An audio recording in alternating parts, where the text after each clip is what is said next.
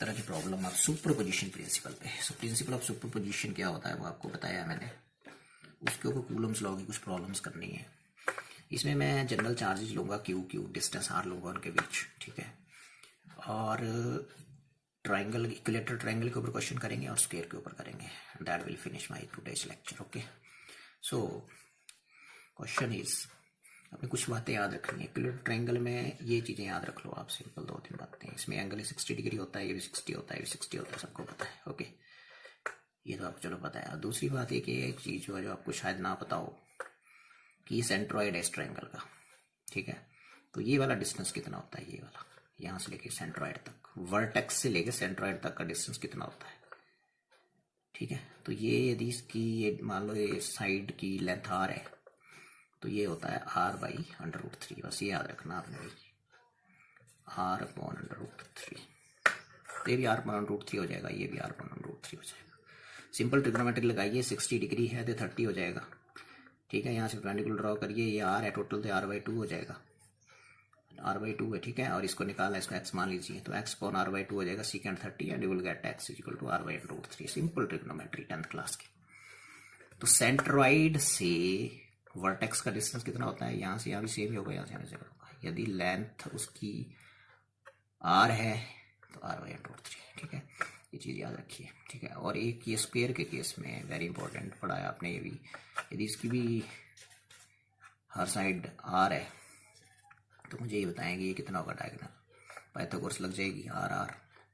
तो ये बन गया आपका हाइपोटेन्यूज, तो ये आ जाएगा r² + r² अंडर रूट, तो ये आ जाएगा √2r। ये बातें याद रखिए कि what is the diagonal of square if it's side is r, it is √2r। Okay, और यदि कभी जरूरत पड़े तो यहाँ से आधा कितना हो जाएगा इसका, यहाँ सेंटर से यहाँ तक का डिस्टेंस, तो इसका आधा कर दो तो √2r। तो मैंने आपको बताया इसका आप ऐसे कर देंगे, इसको फिर ऐसे भी लिख सकते हैं √2r अपॉन √2। तो ये कैंसिल हो जाएगा, तो ये r/√2 होने का मतलब ये स्क्वायर है। ये डिस्टेंस कितना होगा, ये होगा इतना, इसका r है, साइड यदि r है तो किसी भी वर्टेक्स से सेंटर तक का डिस्टेंस, ये भी सेम होगा, ये भी सेम होगा, ये भी सेम होगा। कितना होता है भाई, r/√2। स्क्वायर में r/√2 हो गया सेंटर से, और यहाँ कितना हो गया r/√3। और यदि डायगोनल पूछे स्क्वायर का, that is √2 into length. Yes, जो भी उसकी डिस्टेंस दी होगी, साइड जो भी साइड का लेंथ दिया होगा। ओके, सो ये चीज़ें आपने कर ली, ठीक है। सो ये चीज़ें याद रखिए। और एक चीज़ और याद रखिए कि cos 60 जो होता है, cos 60, ठीक है, cos 60 हाफ होता है cos 30 या √3/2 होता है, आपको बताइए, ट्रिग्नोमेट्री में पढ़ा है आपने। और एक पैरेललोग्राम लॉ नहीं आपने बोलना है, ध्यान सुनेंगे। यदि थोड़ा रिवाइज कर देते हैं, यदि ये दो वेक्टर्स किसी एडजेसेंट साइड्स के द्वारा दिखाए जाएं पैरेललोग्राम के, ठीक है, ए है, ये बी है, ये एडजेसेंट साइड है, ये एडजेसेंट है दोनों, है ना। तो फिर इनका जो रिजल्टेंट होता है वो डायगोनल होता है उस पैरेललोग्राम का, पढ़ा है आपने, जो उसी पॉइंट से खींचना है जहाँ से ये दो वेक्टर खींचे हैं। ओके, तो ये चीज़ याद रखें, इन दोनों का रिजल्टेंट ये होगा, ये, और इसको r बोलते हैं, r वेक्टर। और इसका जो मैग्नीट्यूड होता है वो आपको पता ही है, a² + b², पैरेललोग्राम में vector addition +2ab cos theta, उसका अंडर रूट। ये चीज़ नहीं आपने बोलनी है। और जब ये cos 90 हो जाएगा, मान लो एक वेक्टर ऐसे है दूसरा ऐसे है, तो ये 90 हो गया, तो रिजल्टेंट आपका ये बन गया, फिर ये स्क्वायर ही बन जाएगा पैरेललोग्राम, ठीक है ना। तो फिर 90 हो गया तो cos 90 0 होता है, तो फिर आपका आंसर क्या बन गया, यदि ये वेक्टर एक दूसरे के परपेंडिकुलर है तो आंसर ये होता है, ठीक है। और एक आपने और चीज़ वहाँ पे पढ़ी थी कि यदि एक वेक्टर आपका x है, उसका मैग्नीट्यूड, और दूसरे वेक्टर का मैग्नीट्यूड भी x है, और दोनों के बीच जो एंगल है वो 120 है, तो बताओ कि जो रिजल्टेंट वेक्टर होगा, ठीक है, रिजल्टेंट वेक्टर जो होगा वो यहाँ से निकलेगा, तो रिजल्टेंट वेक्टर का जो मैग्नीट्यूड आएगा वो भी कितना आएगा, if you put x in theta equal to 120 here, cos 120 होता है -½ और ये भी x है, ये भी x है, यू विल फाइंड जो r आएगा वो x के बराबर ही आएगा। ये आपने +1 में क्वेश्चन करा है। कि क्या दो वेक्टर्स का रिजल्टेंट वो खुद वेक्टर हो सकता है। यस, यदि उनके बीच एंगल कितना है 120, यदि हम यहाँ 120 भरेंगे ना, सॉल्व करेंगे ए और बी को एक्स एक्स भरेंगे, so you will get r x की इक्वली आएगा। You can prove it. ठीक है, तो ये चीज़ें आप यदि याद रहें तो आपको फिर आपको न्यूमेरिकल्स कूलम्स लॉ पे प्रिंसिपल ऑफ सुपरपोजिशन करने से कोई नहीं रोक सकता। Very simple. ठीक है, तो शुरू करते हैं। और पहला जो न्यूमेरिकल आ रहा है बेसिकली वो आ रहा है इक्विलेटरल ट्रायंगल पे। Suppose charges Q Q Q positive है तीनों ही, और placed on the vertices of an equilateral triangle having side R. ठीक है जी। Question is find the net force किसी एक पे। चलो इसके ऊपर पता कर लेते हैं। ठीक है, ध्यान सुनना। अब इसको टेस्ट करना है ना, तो इनको फिक्स कर दो दोनों को। तो इसको टेस्ट करना है तो इसकी वजह से कहाँ जाएगा, ये रिपेल होगा तो इसी लाइन पे आगे सेंट्रल फोर्स होता है तो इसी पे निकलेगा ऐसे। कितने फोर्स से निकला, एफ से। ठीक है, मान लो। ठीक है, तो इसको फिर टेस्ट करो इसकी वजह से, फिर ये रिपेल होगा तो इसी लाइन पे निकलेगा या ऐसे ऐसे।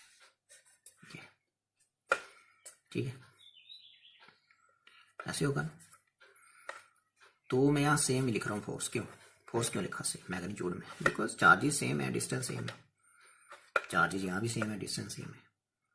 ठीक है, और ये एंगल कितना होता है भाई, 60 डिग्री होता है इक्विलेटरल ट्रायंगल में। 60 होता है, ये भी तीनों एंगल 60 होते हैं। तो ये वर्टिकली अपोजिट एंगल ये भी कितना हो गया 60। अब इन दोनों वेक्टर्स का रिजल्टेंट कहाँ से निकलेगा, वही बताया मैंने पैरेललोग्राम लॉ, वहीं से निकलेगा जहाँ से दो वेक्टर खींचे गए। और वो डायगोनल होगा पैरेललोग्राम का, तो इस विल बी द रिजल्टेंट ये। सो दिस इज आर, और एंगल कितना है ये वर्टिकली अपोजिट है भी 60 degree. So what is r now, a square plus B square plus 2ab cos theta, f square plus 2ff cos 60 under root. So it is now 2f square plus cos 60 मैंने बताया half, तो बन गया 2f square into 1/2 under root. तो कितना आ गया है, तो आ गया r is equal to 2f square plus it is 3f square under root. So it is under root 3f। The resultant force of this charge will be under root 3f. And what was f? f was the force between these two or between these two. तो f की value put कर दो आप। तो कितनी बताई थी, constant के पहला चार्ज इंटू दूसरा charge q into Q upon q into Q क्या हो गया q स्क्वायर अपॉन डिस्टेंस कितना है दोनों के बीच r square. So this will be the resultant force. That is simple. एक बार फिर देख लेते हैं। इसके ऊपर नेट फोर्स पूछा था, तो इसको कितने फोर्स लग रहे हैं, कितने चार्जेस के सराउंडिंग में इसके, और कितने चार्ज हैं, 2 हैं। तो इसको इसकी वजह से लगेगा। देखना आप, इधर जाएगा कि उधर जाएगा, तो उधर जाएगा रिपल्शन होगा, इसकी वजह से रिपल्शन होगा ये। तो इस सेम फोर्स से जाएंगे दोनों, बिकॉज डिस्टेंस सेम है, चार्जेस का मैग्नीट्यूड सेम है। ओके, तो दो वेक्टर्स एक ही पॉइंट से निकले हैं, तो रिजल्टेंट उनका उसी पॉइंट से निकलता है, वो डायगोनल होता है पैरेललोग्राम का। यदि ये दोनों वेक्टर पैरेललोग्राम की एडजेसेंट साइड्स हैं, पढ़ाया आपने। तो रिजल्टेंट वेक्टर का मैग्नीट्यूड कितना होता है, फॉर्मूला लिख दिया, A square plus B square plus 2ab cos theta. Values put करी, cos 60 हाफ होता है। अभी मैंने लास्ट में वैल्यू पुट करी एफ की, शुरू में नहीं तो वो हौच पौच हो जाता है। बार बार कितनी बार लिखना है फोर्स, लास्ट में लिखना है एक बार। अब यहाँ देखो एफ की value, F but was F actually this, F was the force between this and this. Put the value, you will get this. Okay, तो ये आ गया answer. Resultant force will B this. दूसरा तरह का क्वेश्चन इसके ऊपर ध्यान सुनेंगे, ध्यान सुनना आप। ये देखो यहाँ माइनस क्यू कर दिया मैंने, अब आप बताओ, ये प्लस प्लस ही है, डिस्टेंस वही है, बोलो अब क्या होगा। तो इसके ऊपर नेट फोर्स निकालना है आप।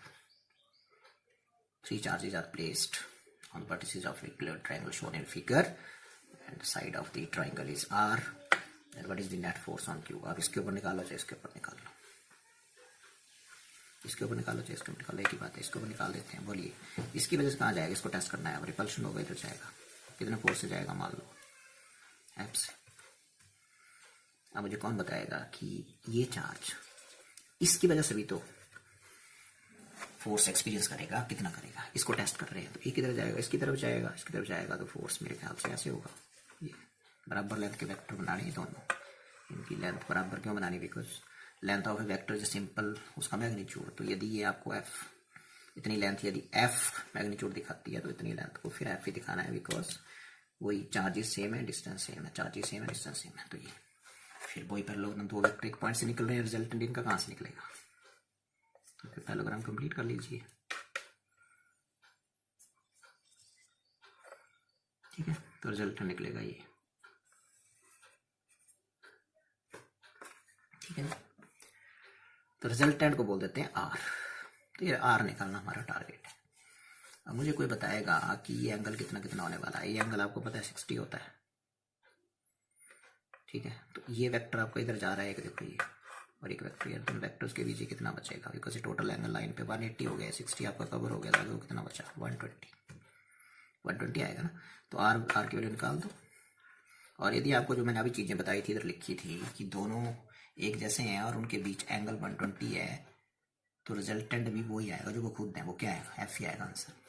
निकाल के देख लो, F square plus 2FF cos of 120, because angle ये दो वेक्टर्स के बीच, ये देखो ये और ये एंगल 120, ये आ गया। देखो तो बन गया 2F² plus 2F² and it is minus half under root. तो ये बन गया 2F² माइनस F², जो बन गया F² अंडर रूट एंड ये बन गया F। तो r is equal to F and F की वैल्यू भर देते हैं। तो r is equal to k q into q square बटे आर स्क्वायर। तो this is answer, very simple. ठीक है,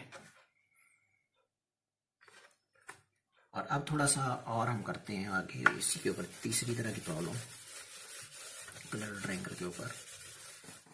तो ये प्रॉब्लम ऐसे हो सकती है कुछ, देखो प्रॉब्लम इज कि सेंट्रॉइड पे चलते हैं। अब तीसरी तरह की प्रॉब्लम क्लोज ट्रायंगल पे। सो यदि मैं यहाँ ट्रायंगल बना देता हूँ ऐसे, ठीक है, ये आ गई।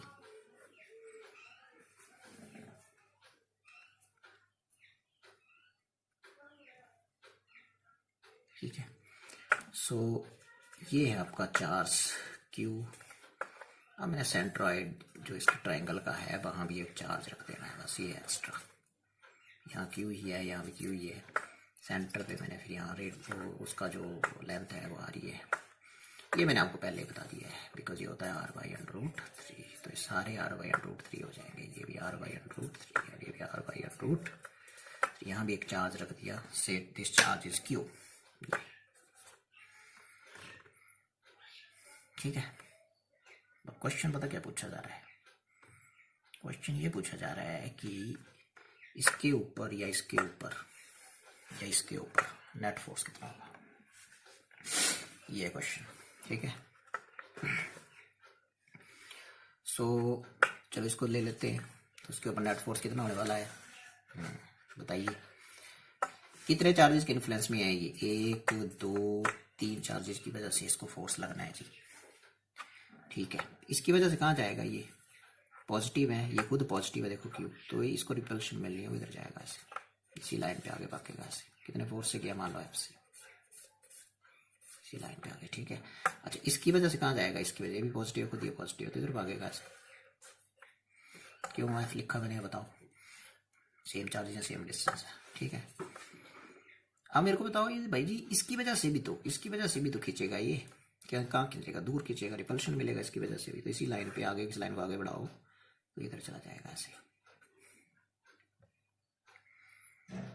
ठीक है, लेकिन ये वाला फोर्स F नहीं होगा, बिकॉज यहाँ डिस्टेंस लग है। चार्जेस तो सेम है क्यू, लेकिन डिस्टेंस लगा, इसलिए मैंने इसको F1 बोल दिया। ये बन गई सिचुएशन।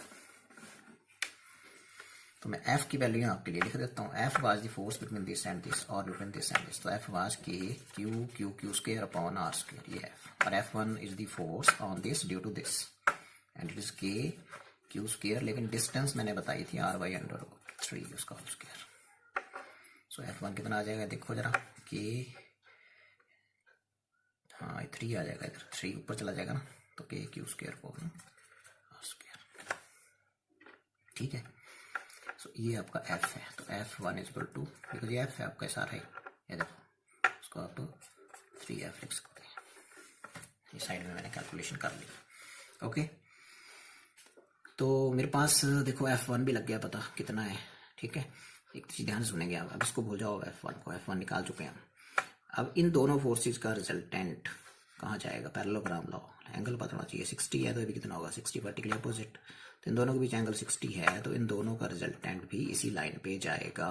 देखो ये रिजल्टेंट भी आर इसी पे चला गया, तो ये आर निकालो अब। सो आर हो जाएगा resultant of f and F when angle between them is 60, तो F square plus 2ff cos 60, तो हो जाएगा f square plus 2f square cos 60 is half, value की हमने ये आर कट जाएगा। सो आर हो जाएगा अंडर रूट, सो आ जाएगा अंडर रूट कितना आ जाएगा 3f स्क्वायर, आर आ जाएगा यहाँ से under root 3f, under root 3f, r भी लग गया पता। ठीक है, so what is r, resultant of f and f. यही चले जाता है पता है किसका रिजल्टेंट, जो यहाँ लिखे होते हैं दो। ठीक है, अब आप देखो इस लाइन को, देखो सिर्फ इस लाइन के ऊपर दो फोर्सेज एक ही दिशा में जा रहे हैं, एक आर है और दूसरा क्या है F1, तो रिजल्टेंट फोर्स क्या हो जाएगा, एक दिशा में तो ऐड हो जाएंगे। So resultant force on Q हो जाएगा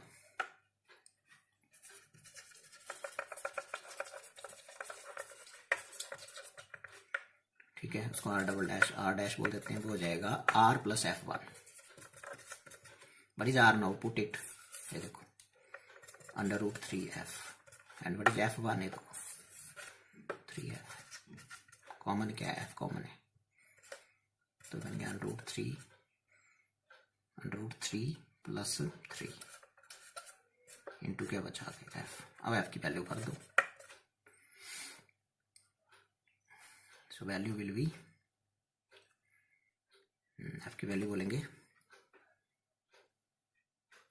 चलो कर देते हैं r dash is equal to under root 3 plus 3, f की वैल्यू बताओ आप, because f was the force between this and this, ये लिखा हुआ है k q square upon what r square, so this is the answer.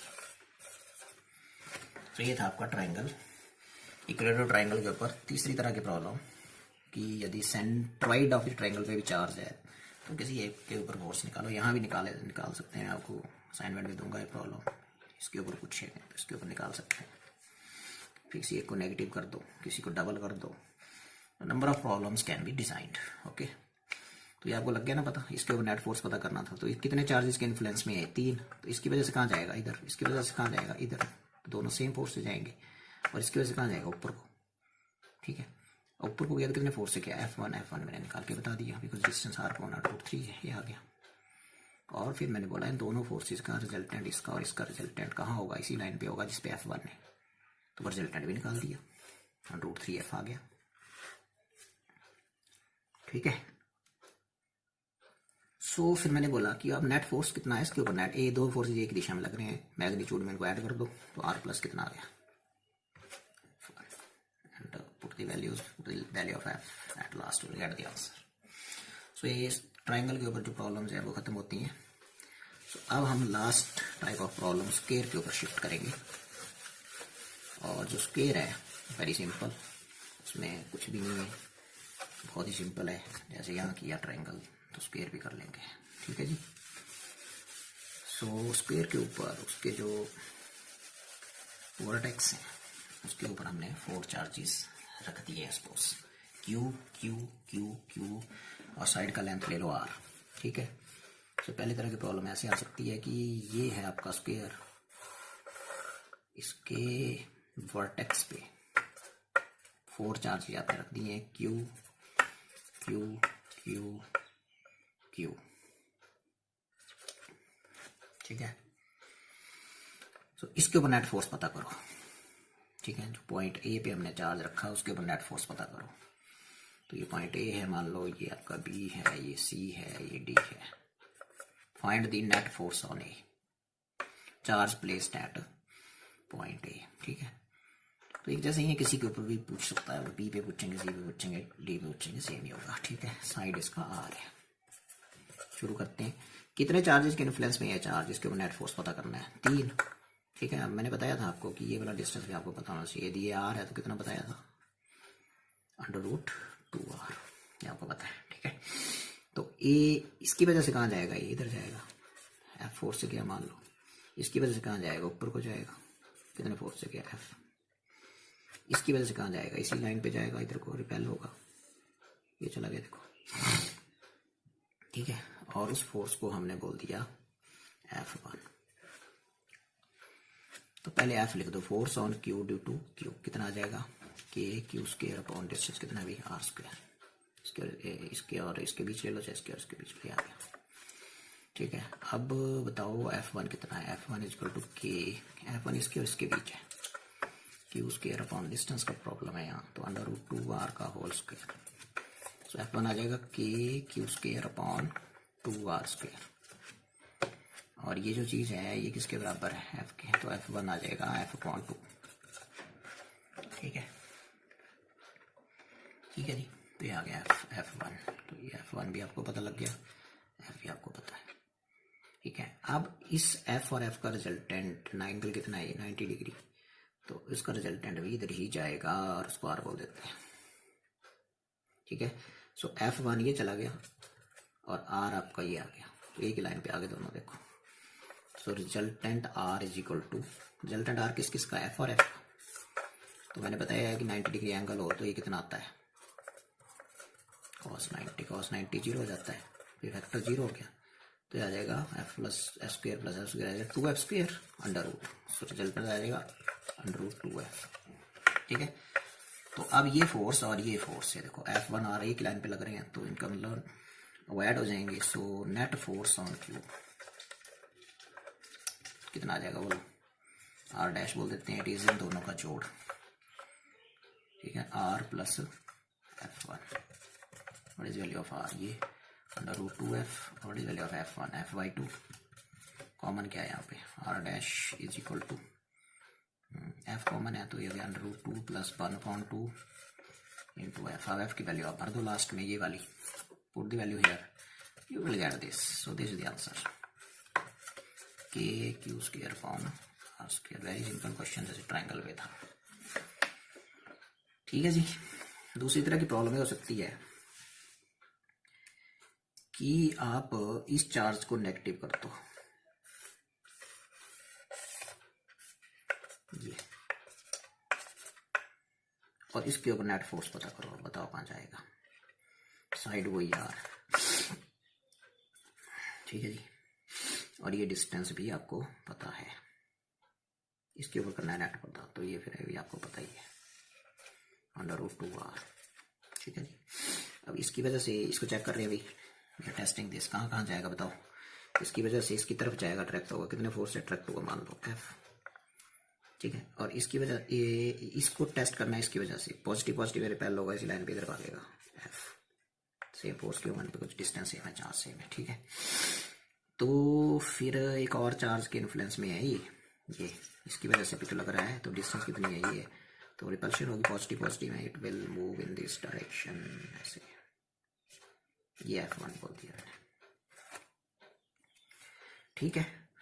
अब ये problem थोड़ी आपको लग रहा है टीटी हो गई, तो इसको नेट फोर्स अब देख लो कितना है, सिंपल, कितना आने वाला है बोलो। सो पहले तो लिखो फोर्स की value, force on Q due to minus Q या ड्यू टू Q, एक ही बात है, मैग्नीट्यूड लेते हैं हम। सो इस केस में F की वैल्यू होगी, F की वैल्यू हो जाएगी के क्यू स्क्वायर अपॉन, वही बार बार आ रही है, ये आ गई, ठीक है जी।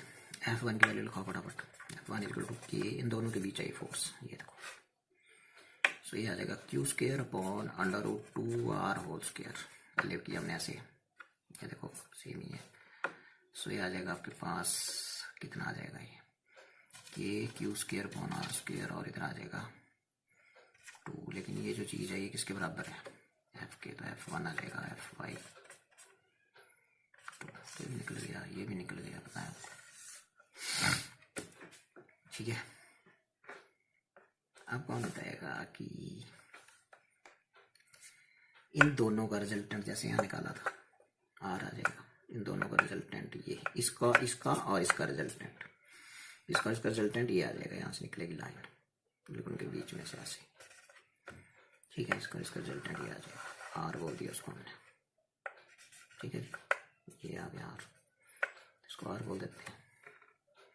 सो इस R जो है वैल्यू निकालिए, आप निकाल चुके हैं ऊपर, है देखो ये आती है √2f। तो r आ जाएगा आपका इस क्वेश्चन में resultant of f and this second f। Okay, it is f² plus 2ff cos of 90। cos 90 क्या होता है? 0 होता है। तो यू विल फाइंड ये फैक्टर 0 हो गया, so you will get r is equal to 2f² √2f आ जाएगा।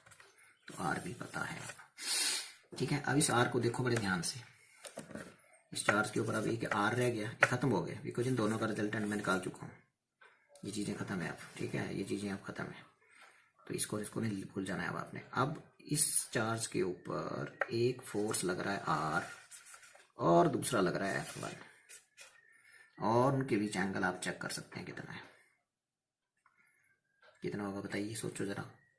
45 ये हो गया, 45 ये हो गया, ठीक है। और इस लाइन को आगे बढ़ाएंगे तो 45 ये हो गया, तो भी 45 कितना बनेगा? इन दोनों के बीच एंगल कितना बनेगा? ये 45 हो गया, ठीक है। बिकॉज ये जो है ये कितने डिग्री पे इंक्लाइंड थे? ये 90 था टोटल,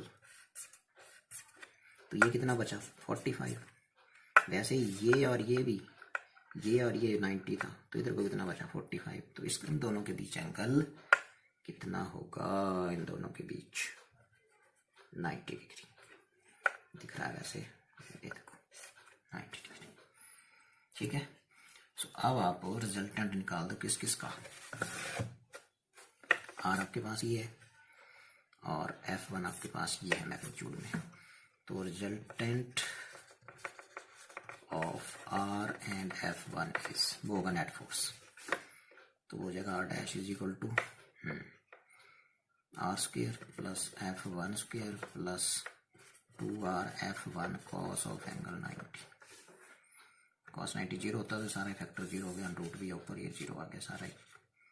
तो आपके पास बचा r' is equal to r² plus F1² under root, ठीक है। अब r² की वैल्यू भर दो, r² की वैल्यू √2f, तो बन गया √2f प्लस F1 की वैल्यू, F1² की वैल्यू बोलो f/2, f² प्लस कितना आ जाएगा? 4, ठीक है। ये भी स्क्वायर आ जाएगा, तो ये आ गया आपका आंसर r'। चेक करना, ठीक है। r is equal to √2f, okay, yes √2f, ठीक है। And F1 is equal to f/2, F1 is equal to f/2 mean f²/4, ठीक है, ठीक है। और ये आ गया आपका रिजल्टेंट फोर्स, वेयर आप f की वैल्यू पुट कर लेंगे। f इज, ये जो वैल्यू f की शुरू कि Q² upon r² and you can do it. यहाँ f की वैल्यू पुट करिए, you will get the answer. Okay, so this was the problem and I think काफ़ी अच्छी प्रॉब्लम से मज़ा आया होगा आपको, ठीक है। और लास्ट में फिर थोड़ा सा मैं आपको एक चीज़ और बता दूँ, सिर्फ थोड़ी सी, वो है कि इसका आंसर बताएंगे कि मान लो ट्राइंगल थी, शुरू में हमने ट्राइंगल के बारे में पढ़ा ऐसे, और ये स्क्वायर है। सेंटर पे चार्ज, यहाँ सेंट्रॉइड पे ये चार्ज रख दिया Q, तो नेट फोर्स इसके ऊपर कितना होगा? नेट फोर्स ऑन Q ये फाइंड करना है। यहाँ भी सिचुएशन सेम है, Q रख दिए वर्टिसेस पे और सेंटर पे रख दिया Q, ठीक है। Question is find net force on Q, जो सेंटर पे रखा। तो दिस वाज द प्रॉब्लम, देख लेते हैं। तो अब मेरे को बताइए कि कहाँ जाएगा ये जो -Q है, चेक करो इसको फटाफट, कितने चार्जेस के इन्फ्लुएंस में? 3 चार्जेस, तो इसकी वजह से इधर जाएगा, ठीक है। प्रॉब्लम आपको समझ आ गई। Q है ये, तो इसकी एक Q है लिख दिया मैंने, इसकी वजह से कहाँ जाएगा? इधर जाएगा। इसकी वजह से कहाँ जाएगा? इधर जाएगा। इसकी वजह से इधर जाएगा, ठीक है। और इसकी वजह से कहाँ आएगा? नीचे को आएगा। इसकी वजह से कहाँ आएगा? नीचे को आएगा ऐसे। इसकी वजह से इधर को F4 से गया, इधर को भी F से जाएगा। डिस्टेंस सेम है बिकॉज ये R है, ये R/√3 है, ये भी R/√3 आपको पता ही है। तो R/√3 ठीक है, ये भी R/√3 है, ये भी R/√3 है। तो तीनों डिस्टेंस सेम है, चार्जेस सेम है, तो इसके और इसके बीच जो फोर्स होगा ये रिपेल होगा इधर को, ठीक है। यदि फोर्स एफ से होगा तो इसकी वजह से कहाँ जाएगा, ये इधर जाएगा, बिकॉज डिस्टेंस सेम है, चार्जेस सेम है, और इसको टेस्ट कर रहे हैं, इसकी वजह से भी पॉजिटिव है तो नीचे को जाएगा। तो ये 3 फोर्स लगे इसके ऊपर, ये भी एफ होगा, ठीक है। तो फिर मुझे कौन बताएगा कि नेट फोर्स कितना होगा। ये सिचुएशन बन गई, देखो ये सेंट्रॉइड है और ये एक फोर्स आपका लाइन आ गई, ऐसे लग रहा है, दूसरा आपका ये लाइन आ गई, इसके लाइन के बाद ऐसे लग रहा है, तीसरा आपका ऐसे लग रहा है, तीनों एफ है, थोड़ी नेट फोर्स ऐसे दिख रहा है। सिमेट्री है फिगर में, सिमेट्री की वजह से नेट 0 दिख रहा है। तो कैसे होगा 0 ये बताइए, बिकॉज इन दोनों का रिजल्टेंट होगा वो कहाँ जाएगा, इन दोनों का रिजल्टेंट इधर जाएगा ऊपर को, ये आ जाएगा ऐसे, इन दोनों का रिजल्टेंट। पर इनके बीच एंगल देखना पड़ेगा, ये टोटल एंगल तो कितने होने वाला है टोटल एंगल, 120 है, चेक कर लो, 120, फिर ये भी 120 और फिर ये भी 120, तभी हुआ 360 एक पॉइंट के सराउंडिंग में, ठीक है ना, कंप्लीट एंगल। सो यदि ये 120 डिग्री एंगल है तो मैंने क्या बताया कि दो वेक्टर यदि इक्वल मैग्नीट्यूड के हैं और उनके बीच एंगल 120 है तो रिजल्टेंट भी सेम ही होगा जो खुद है वो, तो कितना आ जाएगा इधर को एफ, बराबर। और इस चार्ज को अब एक, इन दोनों का रिजल्टेंट इधर चला गया ऊपर की तरफ, और एक और फोर्स लग रहा है उतना ही नीचे को, तो यदि 5 न्यूटन है तो उतना ही नीचे को 5 न्यूटन, नीचे को 5 Newton, net force on Q क्या हो गया, 0। लगा पता, सिंपल है, सिमेट्री है फिगर में, सो नेट फोर्स इसके ऊपर 0 आ जाएगा ना, समझ आएगा बिल्कुल लग रहा है आपको। इन दोनों का रिजल्टेंट एफ ही होगा, और इस चार्ज क्यू पे एफ फोर्स ऊपर को लग रहा है और इतना ही फोर्स नीचे को लग रहा है, तो नेट फोर्स कितना आएगा, 0। स्फीयर की प्रॉब्लम देख लो, अब इसमें भी फिगर में सिमेट्री है तो वहां भी आंसर क्या आने वाला है, 0 ही आएगा। एंड प्रॉब्लम क्या है वो ये है, देखो इसके ऊपर नेट फोर्स कितना आएगा, तो ये बना देते हैं स्क्वायर, यहाँ पे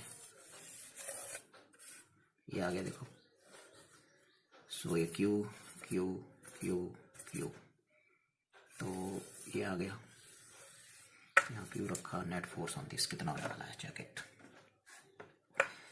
ठीक है। इसकी वजह से कहाँ जाएगा, ये इसको टेस्ट कर रही है, इसकी वजह से रिपेल होगा, इधर जाएगा, ठीक है, इधर चला गया, और इसकी वजह से कहाँ जाएगा, इधर ये फोर्स ऐप से किया। डिस्टेंस तुम्हें पता है, यदि आर है, ये भी आर है, ये भी आर है, ये भी आर है, तो ये क्या बताया था मैंने, ये कितनी होती है, r y under root 2, r y under root 2, r y under root 2, r y under root 2। अब बताओ कि यदि एफ से इधर को गया ये, तो एफ से इधर को गया, फिर ये सेम, ठीक है। इसके ऊपर फोर्स इसकी वजह से इधर लगा, तो इसके ऊपर इसकी वजह से भी इधर लग रहा है, वो इधर लगेगा एफ, यदि एफ है तो ये एफ है। अब इसके ऊपर इसकी वजह से भी तो लगना है, तो इसकी वजह से इधर जाएगा, कितना फोर्स से, एफ से। तो इसके ऊपर जी इसकी वजह से भी लगना है, तो कितने जाएगा, इधर को जाएगा, कितने फोर्स से जाएगा, एफ से।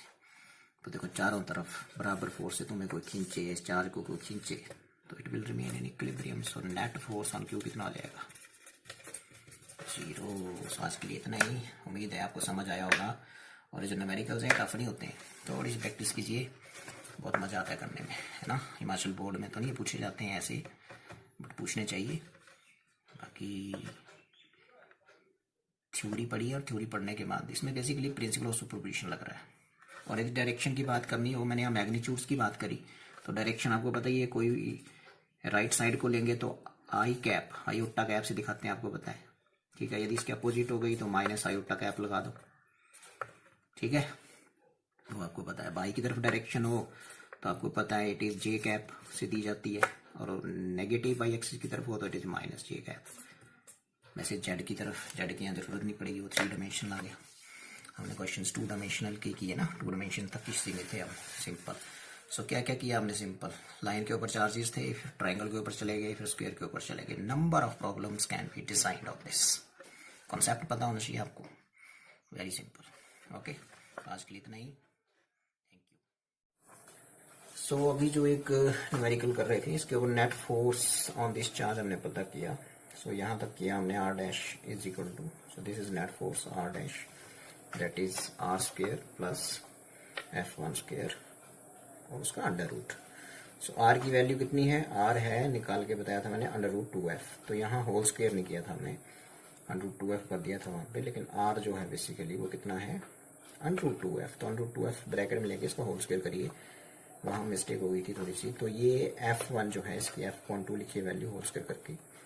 सो ये under 2 square 2F square plus F square upon 4, ठीक है। उसके बाद फिर यहाँ कर देते हैं खुले में। So R dash is equal to, यहाँ कॉमन आ जाएगा आपका एफ स्क्वेयर अंडर रूट के साथ, तो एफ स्क्वेयर अंडर रूट के साथ कॉमन आ गया, अंदर क्या बचा बोलो, अंदर बचा 2 + 1/4, ठीक है। तो आपके पास आ जाएगा R dash is equal to F, so ये आ जाएगा आपके पास 4, 8 + 1 रहेगा 9/4 अंडर रूट 9/4, so it is 3/2F and put the value of F, so R dash is equal to 3/2 K Q square upon R square, because F is the force on this charge due to this and this is F. So what is the value of F? दो charges ये हैं Q into Q square upon distance is R square. Okay, so this much will be the resultant force. यदि ये सारी quantities जितनी भी हैं यहाँ Q की वैल्यू, R की वैल्यू, ये सारी यदि SI सिस्टम में दी हैं तो this force will be in newton. Okay then